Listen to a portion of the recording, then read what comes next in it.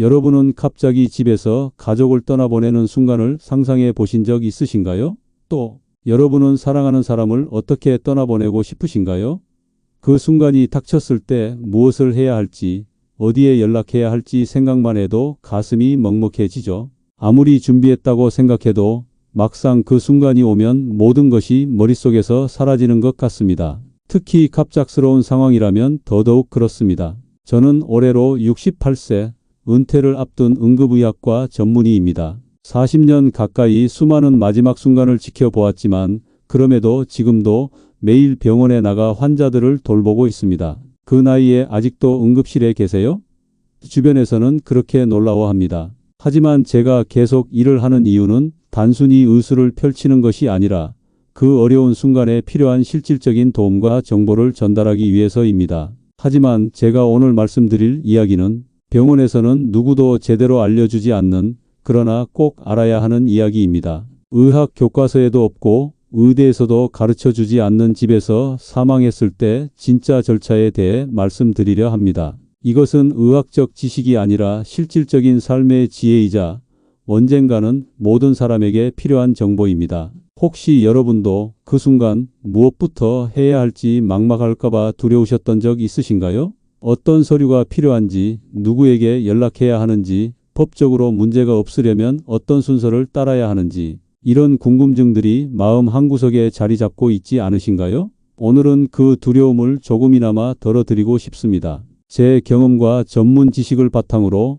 여러분이 그 어려운 순간에 조금이라도 덜 당황하실 수 있도록 실질적인 조언을 드리겠습니다. 젊은 시절 저는 가족 중 한 분을 갑자기 집에서 떠나보낸 적이 있습니다. 그때 저는 의사였지만 막상 그 순간이 닥치자 119에 전화하는 것조차 두려웠습니다. 손이 떨려 전화기를 제대로 잡을 수조차 없었어요. 의학적 지식은 있었지만 정작 필요한 것은 그 다음에 해야 할 일에 대한 지식이었습니다. 병원에서는 생명을 살리는 방법은 배웠지만 죽음 이후에 필요한 절차는 아무도 가르쳐주지 않았기 때문입니다. 모든 의사가 그렇듯 저도 살리는 법만 배웠지 보내드리는 법은 배우지 못했습니다. 심폐소생술은 수백 번 연습했어도 사망 이후의 행정 절차는 단 한 번도 배우지 못했던 것이죠. 누가 무엇을 언제 어떻게 해야 하는지 혼란 속에서 길을 잃었던 그 경험은 아직도 잊을 수 없습니다.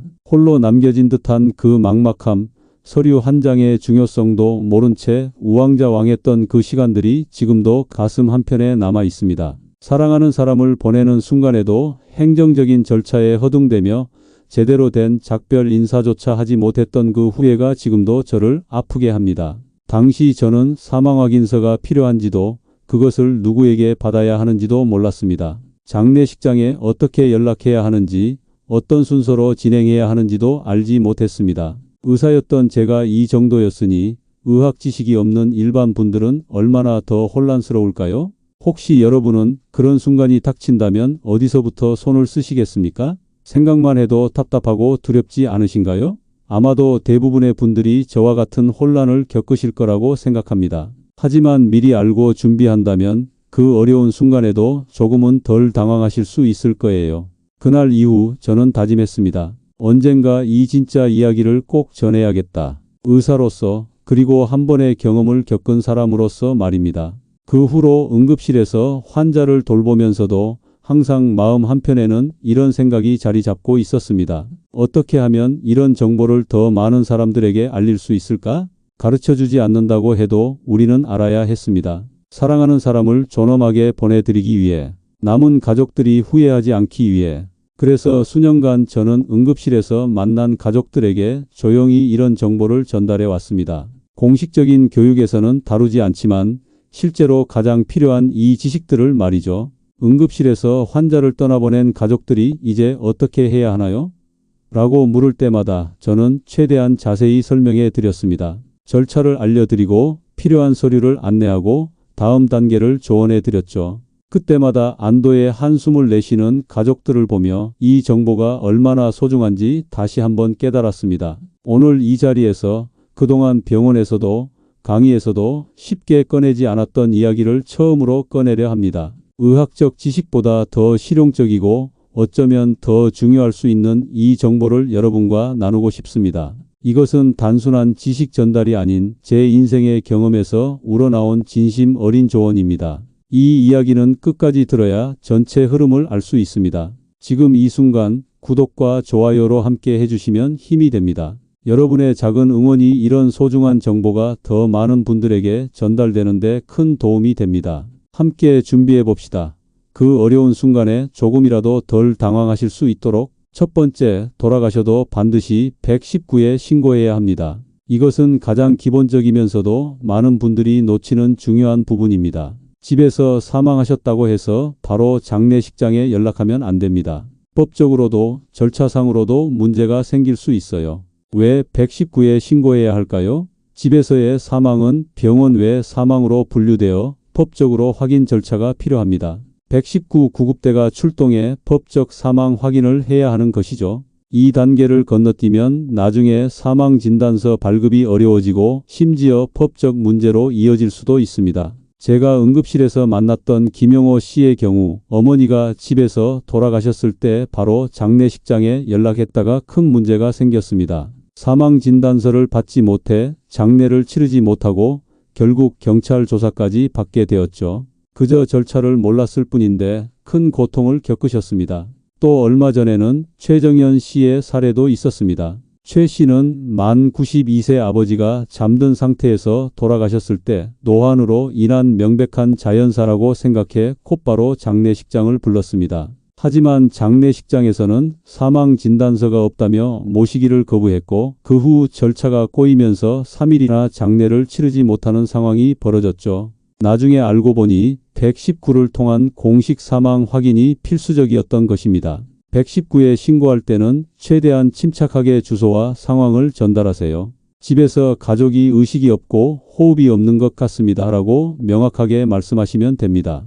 구급대원들이 도착하면 평소 앓고 있던 질환이나 복용 중이던 약에 대해 알려주세요. 이런 정보가 사망 확인과 이후 절차에 도움이 됩니다. 신고 후에는 구급대원들이 기본적인 사망 확인 절차를 진행합니다.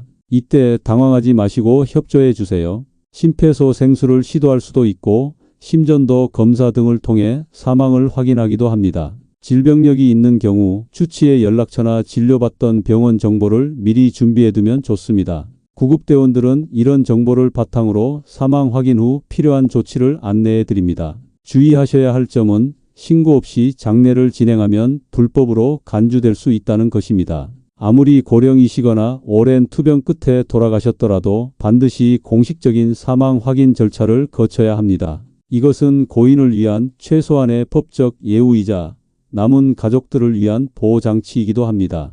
특히 만성질환이 아닌 갑작스러운 사망의 경우 정확한 사인 파악을 위해 더욱 중요한 과정입니다. 여러분은 누군가 돌아가셨을 때 가장 먼저 해야 할 일이 무엇이라고 생각하시나요? 지금이라도 가족들과 함께 이런 상황에 대해 대화해 보는 건 어떨까요? 미리 알고 준비하는 것만으로도 그 순간의 혼란을 크게 줄일 수 있습니다. 두 번째, 사망진단서는 꼭 의사에게서 발급받아야 합니다. 119 구급대원이 출동해 사망을 확인했다고 해서 절차가 끝난 것이 아닙니다. 구급대원은 의사가 아니기 때문에 법적 효력이 있는 사망진단서를 발급할 수 없습니다. 반드시 의사의 진단과 서명이 필요합니다. 사망진단서는 크게 두 종류가 있습니다. 일반 사망진단서와 시체검안서입니다. 일반 사망진단서는 환자를 진료하던 의사가 작성하는 것이고 시체검안서는 사망 후 의사가 검안을 통해 작성하는 것입니다. 집에서 돌아가신 경우 평소 진료를 받던 의사에게 연락하면 일반 사망진단서 발급이 가능할 수 있지만 그렇지 않은 경우 119 신고 후 방문하는 의사나 병원 응급실로 이송된 후 시체검 안서를 받게 됩니다. 이 사망진단서는 이후 모든 절차의 기본이 되는 핵심 서류입니다. 장례식장 이동, 사망신고, 보험금 청구, 재산 상속 등 모든 과정에서 이 서류가 요구됩니다. 그만큼 중요한 서류이니 발급 과정에서 실수가 없도록 주의해야 합니다. 진단서에는 사망 원인, 사망 일시, 사망 장소 등이 정확히 기재되어야 합니다. 제 동료 의사의 환자였던 박명자 씨는 남편이 집에서 갑자기 돌아가셨을 때 평소 다니던 병원 기록이 없어서 사망진단서 발급에 큰 어려움을 겪었습니다. 결국 경찰 조사를 받고 부검까지 이어졌죠. 만약 평소 주치의가 있었고 정기적으로 진료를 받았다면 이런 상황은 피할 수 있었을 겁니다. 또한 이종학 씨의 경우는 어머니가 돌아가신 후 동네 한의원에서 치료받았다는 이유로 그곳에 사망진단서를 요청했다가 거절당했습니다. 한의사는 특정 상황에서만 사망진단서를 발급할 수 있기 때문이죠. 결국 큰 병원 응급실로 가서 검안 후 시체 검안서를 발급받는 과정에서 하루를 더 소비하게 되었습니다. 실천 팁으로는 가족 중 만성질환이 있으신 분들은 반드시 주치의와 연락 가능한 상태를 유지하세요. 주치의의 연락처를 휴대폰에 저장해 두고 정기적인 진료 기록을 남겨두는 것이 좋습니다. 집에서 돌아가신 경우 평소 다니던 병원의 의사에게 연락해 상황을 설명하고 사망진단서 발급이 가능한지 문의해 보세요. 만약 평소 다니던 병원이 없었다면 119를 통해 의사의 검안을 받을 수 있도록 조치하세요. 특히 주의해야 할 점은 진단서 없이 장례식장으로 이동하는 것은 절대 금물입니다. 일부 장례식장에서는 사망진단서 없이도 고인을 모시겠다고 하는 경우가 있지만 이는 불법입니다. 나중에 더 큰 문제가 생길 수 있으니 반드시 공식 절차를 따르세요.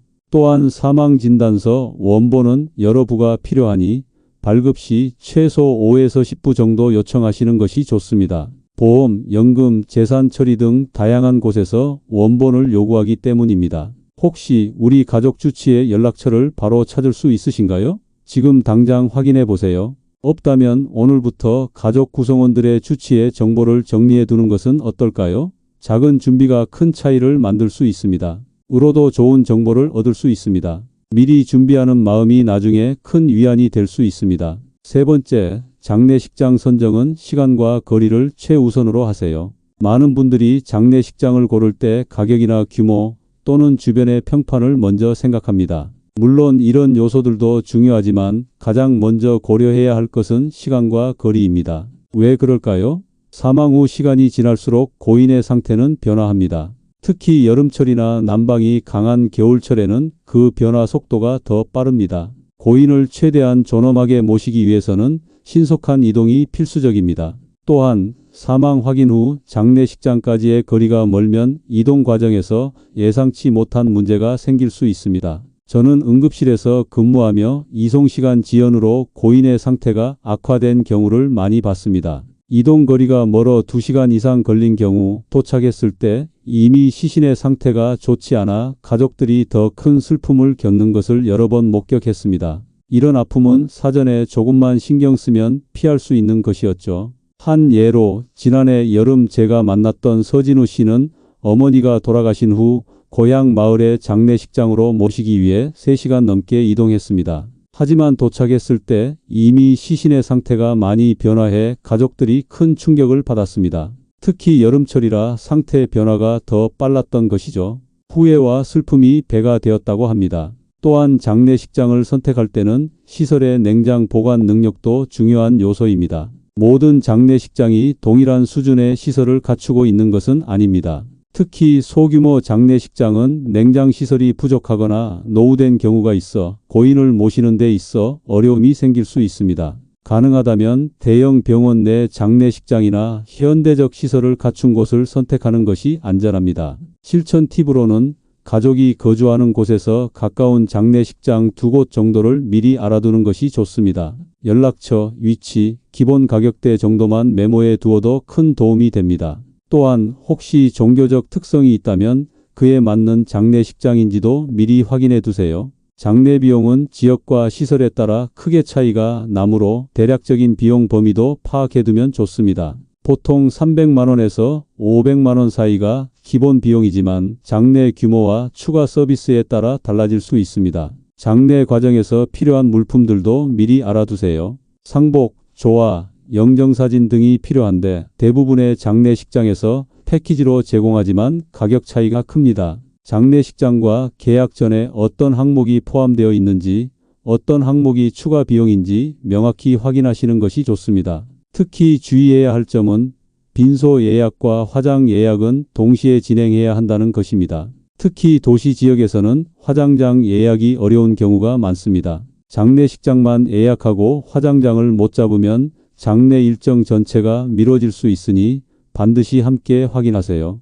요즘은 대부분의 장례식장에서 화장장 예약 대행 서비스를 제공하므로 이를 활용하는 것도 좋은 방법입니다. 지금 떠올리는 장례식장이 없다면 오늘 하나 찾아보시는 건 어떠신가요? 인터넷으로 간단히 검색해 보거나 주변 지인들에게 물어보는 것만으로도 좋은 정보를 얻을 수 있습니다. 미리 준비하는 마음이 나중에 큰 위안이 될 수 있습니다. 네 번째, 사망신고와 재산 정리를 가능한 빨리 시작해야 합니다. 사랑하는 사람을 떠나보낸 슬픔 속에서 행정 절차를 생각하기는 어렵습니다. 하지만 안타깝게도 행정 절차는 우리의 슬픔을 기다려주지 않습니다. 오히려 늦어질수록 더 많은 문제가 생길 수 있습니다. 사망신고는 사망일로부터 1개월 이내에 해야 하지만 가능한 빨리 하는 것이 좋습니다. 왜냐하면 이 신고를 기점으로 공과금, 보험, 연금 등 다양한 행정 처리가 시작되기 때문입니다. 특히 고인 명의로 된 자동이체나 정기결제가 있다면 더욱 서둘러야 합니다.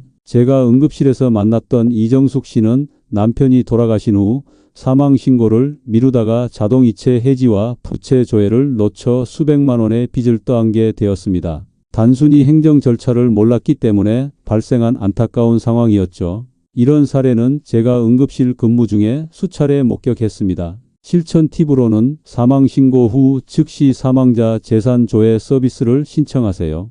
읍면동 주민센터에서 신청 가능하며 이를 통해 고인 명의의 금융자산과 부채를 한 번에 확인할 수 있습니다. 또한 주요 공과금 정기, 수도, 가스 등과 휴대폰 요금 자동이체는 직접 해당 기관에 연락해 해지해야 합니다. 특히 주의해야 할 점은 부채가 많다고 판단되면 한정 승인이나 상속 포기를 고려해야 한다는 것입니다. 이 절차는 사망을 안 날로부터 3개월 이내에 완료해야 하므로 시간적 여유가 많지 않습니다. 법적 지식이 필요한 부분이므로 필요하다면 전문가의 도움을 받는 것이 좋습니다. 혹시 지금 당장 고인의 명의로 남아있는 자동이체를 떠올릴 수 있으신가요? 가족 중 누군가와 함께 각자의 자동이체 목록을 정리해보는 시간을 가져보세요. 이런 작은 준비가 나중에 큰 도움이 될 수 있습니다. 8. 마무리. 사망은 생의 끝이 아니라 남은 이들에게 주어진 새로운 시작입니다.